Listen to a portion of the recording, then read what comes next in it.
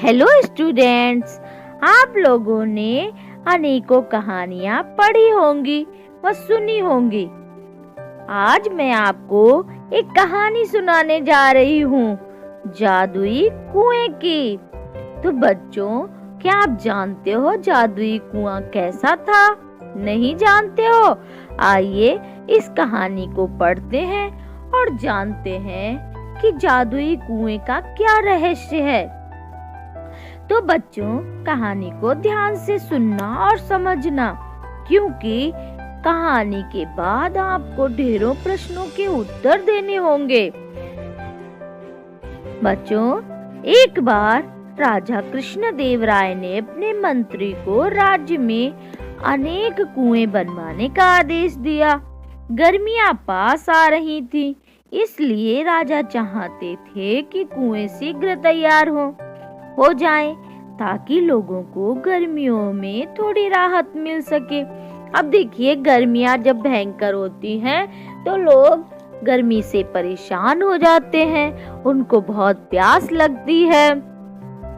तो राजा लोग जो होते हैं वो पहले ही अपनी प्रजा का ध्यान रखते हैं और अपनी प्रजा के कल्याण के लिए उनके लिए बहुत अच्छे अच्छे काम करवाते हैं। तो राजा कृष्णदेव राय ने भी अपने मंत्री से कहा कि भाई, गर्मियां शुरू हो रही हैं, ऐसा करो, बहुत सारे कुएं बनवा दो जिससे हमारी प्रजा को किसी तरह का कोई कष्ट ना हो। फिर आगे क्या हुआ बच्चों? मंत्री ने इस कार्य के लिए शाही कोष से बहुत सारा धन लिया। शाही कोष जानते हो क्या होता है? राजा का खजाना। वहाँ से बहुत सारा धन मंत्री ने ले लिया बहुत सारे कुएं बनाने के लिए। शीघ्र ही नगर में अनेक कुएं तैयार हो गए।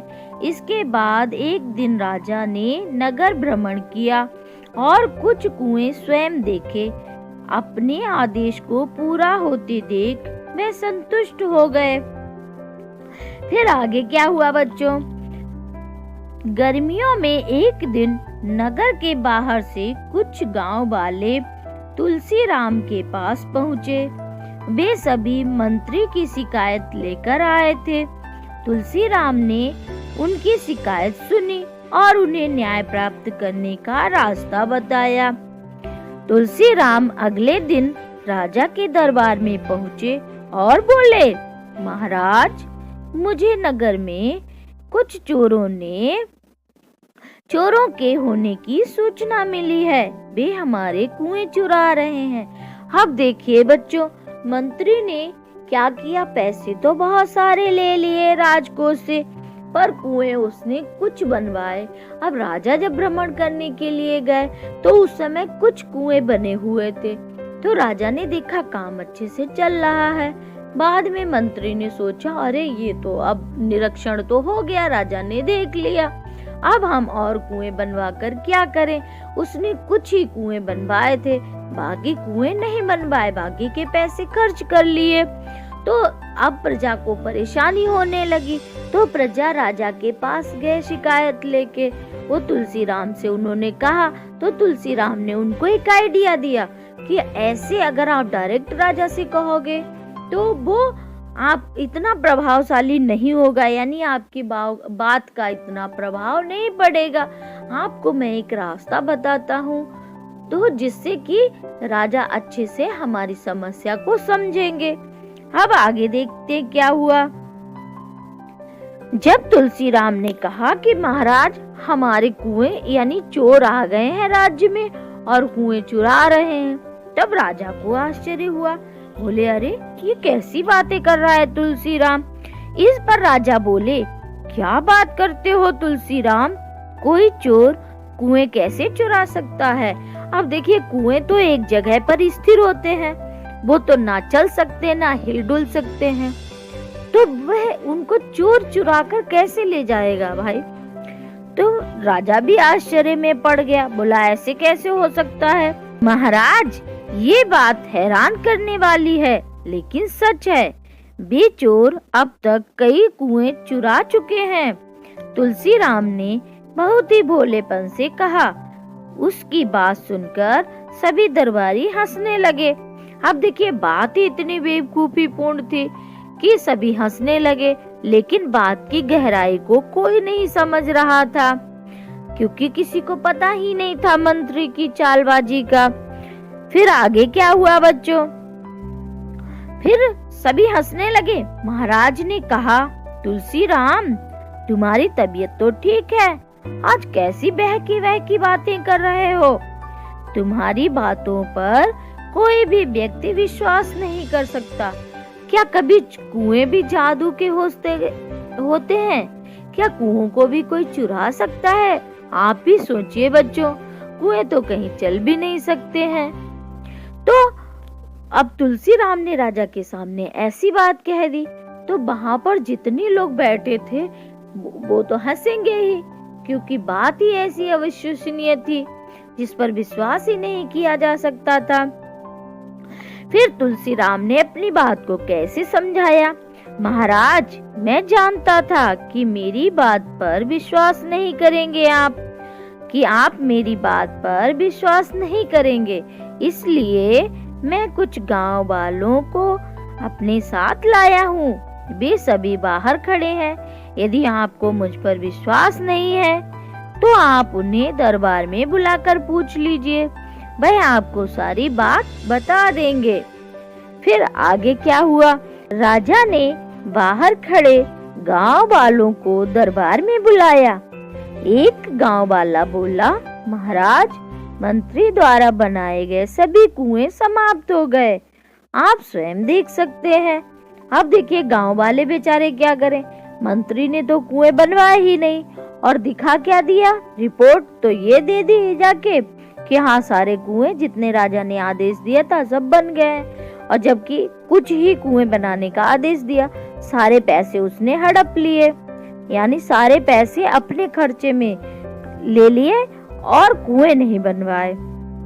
फिर आगे क्या हुआ बच्चों? राजा ने उनकी बात मान ली और मंत्री तुलसी राम कुछ दरबारियों और गांव वालों के साथ कुएं देखने के लिए चल दिए। अब राजा ने कहा, जब इतने गांव वाले कह रहे हैं तो हमें भी देखना चाहिए कि इनकी बात सच है कि झूठ है। पूरे नगर में घूमने के बाद उन्होंने देखा कि राजधानी के आसपास के दूसरे स्थानों तथा गांवों में कोई कुएं नहीं है। राजा को सच का पता लगते देख मंत्री घबरा गया। अब मंत्री को घबराहट होने लगी, डर लगने लगा, क्योंकि उसकी पोल खुल गई थी, क्योंकि वास्तव में मंत्री ने कुछ ही कुएं बनवाने का आदेश दिया था। बचा हुआ धन उसने अपनी सुख सुविधाओं पर खर्च किया। कहने का मतलब अपने खर्चों में ले लिया, अपनी यानी उसको जो भी चाहिए था वो सब पैसा उसने अपनी जरूरत में खर्च कर लिया। अब तक राजा भी तुलसी राम की बात का अर्थ समझ चुके थे। अब राजा को समझ में आया कि तुलसी राम ने ऐसा क्यों कहा कि कुएं को चोरों ने चुरा लिया। राजा तो सारी बात समझ गए। फिर आगे क्या हुआ? भी मंत्री पर क्रोधित होने लगे। तभी तुलसी राम बीच में बोल पड़ा, महाराज, इसमें इनका कोई दोष नहीं है। वास्तव में वे जादुई कुएं थे जो बनने के कुछ दिन बाद ही हवा में समाप्त हो गए। अपनी बात पूरी कर तुलसी राम मंत्री की ओर देखने लगे। मंत्री ने अपना सिर शर्म से झुका लिया। अब मंत्री को शर्म तो महसूस होगी, क्योंकि उसने कुएं बनवाए ही नहीं थे और उसने सारे पैसे गटक लिए, खर्च कर लिए। राजा ने मंत्री को बहुत डांटा तथा उसे 100 और कुएं बनवाने का आदेश दिया। इस कार्य की सारी जिम्मेदारी तुलसी राम को सौंपी गई, क्योंकि राजा को उस पे पूर्ण विश्वास था कि वह गांव वालों के लिए यानी प्रजा की भलाई के लिए ही कार्य करेगा। मंत्री की समान यानी मंत्री ने जैसा धोखा दिया वैसा वह धोखा नहीं देगा। तो बच्चों, ये तो आज की कहानी हो गई जो मैंने आपको सुनाई और समझाई। बच्चों, इस कहानी से हमें क्या शिक्षा मिलती है? हमें कभी भी लालच नहीं करना चाहिए। जो भी हमें जिम्मेदारी दी जाती है, जो भी कार्य सौंपा जाता है, उसको हमें ईमानदारी से और समय से पूर्ण करना चाहिए। बच्चों, ये तो कहानी हो गई। अब आइए आज का होमवर्क देखते हैं। ये देखिए आपका होमवर्क है, यह आपको अच्छे से करना है।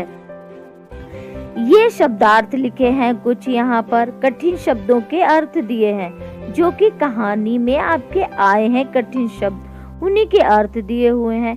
इनको आपको कॉपी पर लिखना है और याद करना। जब मैं आपकी लाइव क्लास में आऊंगी, जब आप लाइव क्लास में आएंगे तो इन शब्दों के अर्थों को मैं आपसे पूछूंगी और लिखवाऊंगी। आपको लिखने भी पड़ेंगे इन शब्दों के अर्थ और बताने भी पड़ेंगे। इसलिए इन शब्दों के अर्थों को अच्छे से याद कर लो। अब आइए अगला वर्क देखते हैं। अब देखिए बच्चों, यहाँ पर 2 तरह के प्रश्न दिए हुए हैं जो कि कहानी से संबंधित हैं। कहानी आपने अच्छे से पढ़ी है और समझी है। यहाँ पर लिखित और मौखिक प्रश्न दिए हुए हैं। इनको आपको कहानी पढ़कर सॉल्व करना है। जब आप क्लास में आएंगे तो हम आपसे इन क्वेश्चंस के आंसर लिखवाएंगे व सुनेंगे। तो बच्चों, इन क्वेश्चंस के आंसर आप अपनी कहानी से ढूंढिए और कॉपी पर लिखिए। तो बच्चों, ये तो कहानी और कहानी से संबंधित होमवर्क हो गया। अब आइए कुछ व्याकरण के विषय में जानते हैं। आज व्याकरण में मैं आपको विशेषण के विषय में पढ़ाऊंगी। तो आइए बच्चों, इस वीडियो को ध्यान से देखिए और विशेषण के विषय में समझने का प्रयास कीजिए। तो देखिए आज हम लोग क्या पढ़ेंगे, विशेषण। तो देखिए बच्चों, यहाँ पर कुछ चित्र बने हुए हैं, इनको ध्यान से देखिए और इनके नीचे कुछ लिखा हुआ है। जो लाल रंग से लिखा है बच्चों, उसको ध्यान से देखिए। जैसे लाल कमीज। अब कमीज क्या है, ये संज्ञा शब्द है। और लाल क्या है, क्या है बच्चों, ये लाल है विशेषण। काला भालू नाच रहा है। भालू कैसा है बच्चों, काला। भालू क्या है, संज्ञा। और कैसा है, उसकी विशेषता क्या है बच्चों, काला। उसकी गाय सफेद है। गाय क्या है बच्चों, संज्ञा। और सफेद क्या है बच्चों, गाय की विशेषता। सफेद होना क्या है बच्चों, गाय की विशेषता। अब देखिए हिरन तेज भागता है। हिरन क्या है, संज्ञा शब्द। और उसकी विशेषता क्या है, तेज, भागना यानी तेज, उसकी विशेषता क्या है। तो अब बच्चों आपने ये सब अच्छे से समझ लिया। अब नीचे देखिए, चित्रों के नीचे दिए गए रंगीन शब्द यानी लाल रंग से जो लिखे हुए हैं शब्द अपने साथ वाले शब्दों की विशेषता बतला रहे हैं। संज्ञा शब्द क्या क्या है, कमीज, भालू, गाय और हिरन। तो उनकी विशेषता क्या क्या बतला रहे हैं, लाल कमीज। अब देखिए जैसे कमीज कैसी है बच्चों, कैसी है कमीज, लाल। भालू कैसा है बच्चों, काला। हिरन कैसे भागता है बच्चों, तेज। गाय कैसी है बच्चों, सफेद। तो क्या है कि ये सब संज्ञा शब्दों की विशेषता बतला रहे हैं। अब देखिए परिभाषा देखते हैं विशेषण की। विशेषण किसे कहते हैं, कैसे परिभाषित करेंगे आप। तो संज्ञा या सर्वनाम शब्दों की विशेषता बताने वाले शब्दों को क्या कहते हैं बच्चों, विशेषण। क्या कहते हैं, विशेषण।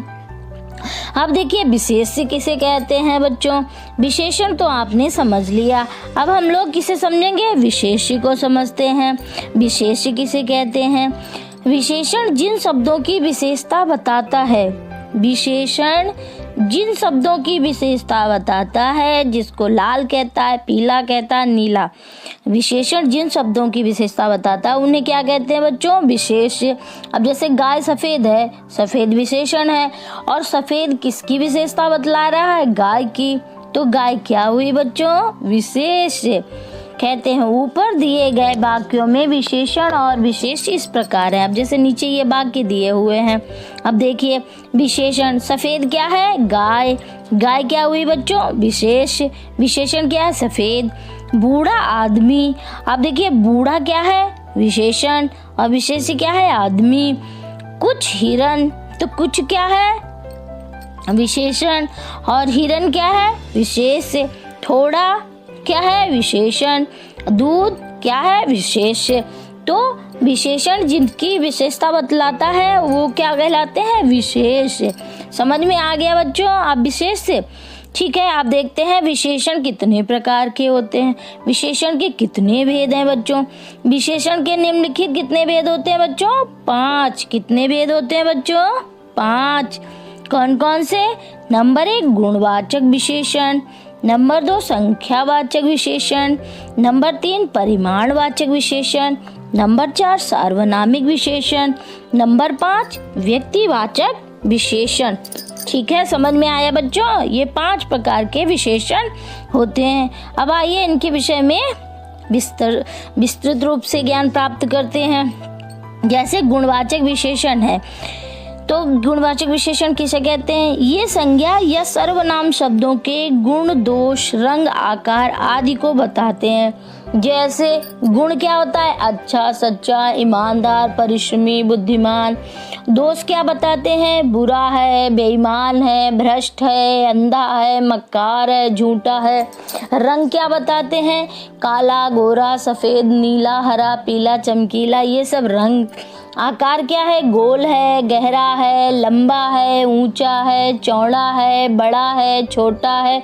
तो ये सब क्या हो गए बच्चों ये आकार हो गए। ये गुणवाचक विशेषण के हैं बच्चों, तो ये आकार हो गए। अब दशा क्या बताते हैं। दशा जैसे बूढ़ा व्यक्ति, जवान, बीमार, कमजोर, सूखा। तो ये सब क्या हो गया दशा का ज्ञान। अब यहाँ पर देखिए कुछ चित्र हैं। जैसे आम मीठा है, आम कैसा, आम का गुण क्या बता रहे हैं बच्चों। आम कैसा है, आम का क्या गुण है मीठा। नौकर, वह नौकर मेहनती है, तो नौकर का क्या गुण है बच्चों मेहनती। काव्या की फ्रॉक सुंदर है, काव्या की फ्रॉक की क्या विशेषता है सुंदर है। तो ये गुणवाचक विशेषण हो गया बच्चों। अब दूसरा क्या है संख्यावाचक। ये विशेषण संज्ञा या सर्वनाम की संख्या या गिनती को बताते हैं। कैसे, जैसे कि देखिए ये चित्र दिए हुए हैं। जैसे 5 सेब हैं, ये संख्या है 5। कुछ बच्चे, अब कुछ बच्चे इसमें भी संख्या है। अब 4 पुस्तकें, यहाँ पर 4 पुस्तकें या अनेक पुस्तकें या कुछ पुस्तकें, एक पुस्तक जिसमें संख्या आती है वह कौन सा विशेषण है संख्यावाचक विशेषण। अब ये तीसरा कौन सा है परिमाणवाचक विशेषण। ये विशेषण कैसा है परिमाणवाचक। ये विशेषण संज्ञा या सर्वनाम की मात्रा, नाप, तौल या वजन बताते हैं। और ये देखो परिमाणवाचक विशेषण के 2 भेद होते हैं, निश्चित परिमाणवाचक विशेषण और अनिश्चित परिमाणवाचक विशेषण। निश्चित परिमाणवाचक कौन से होते हैं जो निश्चित मात्रा या तौल नाप को बताते हैं, जैसे 1 गिलास दूध, 2 किलो चावल। और अनिश्चित परिमाणवाचक होता है तो ये क्या है अनिश्चित मात्रा का ज्ञान कराते हैं, जैसे थोड़ा तेल, कम पानी, बहुत अनाज, ये सब अनिश्चयवाचक होते हैं। तो देखिए यहाँ पर कुछ विशेष अब जैसे कुछ चित्र दिए हुए हैं बच्चों। जैसे 1 दर्जन केले, ये किस विशेषण के अंतर्गत आता है परिमाणवाचक विशेषण। 1 पैकेट चाय, 250 ग्राम जलेबी, ये सब क्या है परिमाणवाचक विशेषण। अब देखिए परिमाणवाचक विशेषण के विषय में कुछ विशेष बात कही गई है। जहाँ व्यक्तियों एवं वस्तुओं की गिनती करना कठिन हो वहाँ अलग अलग विशेषणों का प्रयोग किया जाता है, जैसे कई, बहुत से, थोड़ा सा, सब कुछ आदि। ठीक है, कुछ शब्दों का प्रयोग परिमाणवाचक और संख्यावाचक दोनों विशेषणों के लिए होता है, जैसे कुछ, बहुत, थोड़ा, कम।